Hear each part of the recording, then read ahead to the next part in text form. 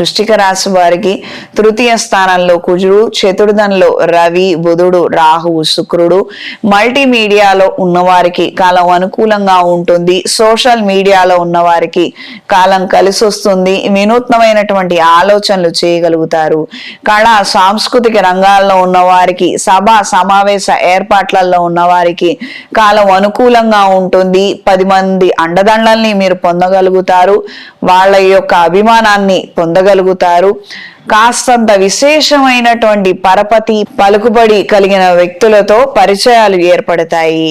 వృత్తిరీత్యా సానుకూల మార్పులు ఎక్కువగా ఉంటాయి. క్రితం చేసినటువంటి తప్పులను తిరిగి చేయకుండా తగు జాగ్రత్తలు అవసరం.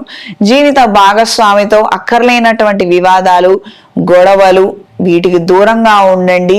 ఎవరో ఏదో సలహాలు ఇచ్చారు, ఎవరో ఏదో చేస్తున్నారు, అది కూడా మనం ఇంట్లో తెచ్చిపెట్టుకోవాలి, అవన్నీ మనం ప్రయత్నం చేయాలంటే అదంతా అసాధ్యము.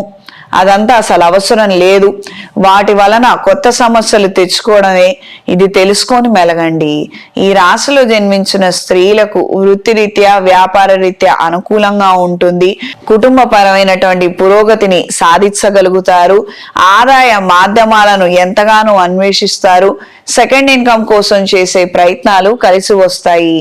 కళా సాంస్కృతిక రంగాల్లో ఉన్న వారికి కాలం అనుకూలంగా ఉంటుంది. మంచి ప్రశంసలను పొందగలుగుతారు. కొన్ని ఆహ్వాన పత్రికలను పొందగలుగుతారు. కొన్ని సందర్భాలలో మీ చేతుల మీదుగా కొన్ని కొత్త కార్యక్రమాలను ప్రారంభించగలుగుతారు. ఈ రాశిలో జన్మించిన విద్యార్థులకు కాస్తంత శ్రమించవలసిన అవసరం ఉంది. బద్ధకం, నీరసం, కాస్తంత ఆలోచనలలో మార్పులు రావడం, ఏదైనా తేలిగ్గా చేసేద్దాంలే, మనం ఇంత కష్టపడలేము అన్న ఈ విధమైనటువంటి సోమరిపోతనం అలవాటు పడే అవకాశం ఉంది. ఈ విషయాలలో మాత్రం పెద్దవాళ్ళు ఎలా చెప్తే అలా నడుచుకోండి.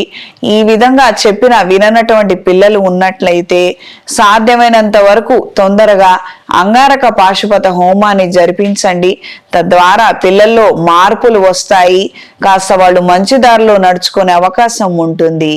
ఈ రాశిలో జన్మించిన వారికి ఈ వారం కలిసొచ్చే రంగు ఆకుపచ్చ, కలిసొచ్చే దిక్కు తూర్పు, కలిసొచ్చే సంఖ్య 9. ప్రతిరోజు సుబ్రహ్మణ్య స్వామి వారి స్తోత్రాన్ని పఠించండి.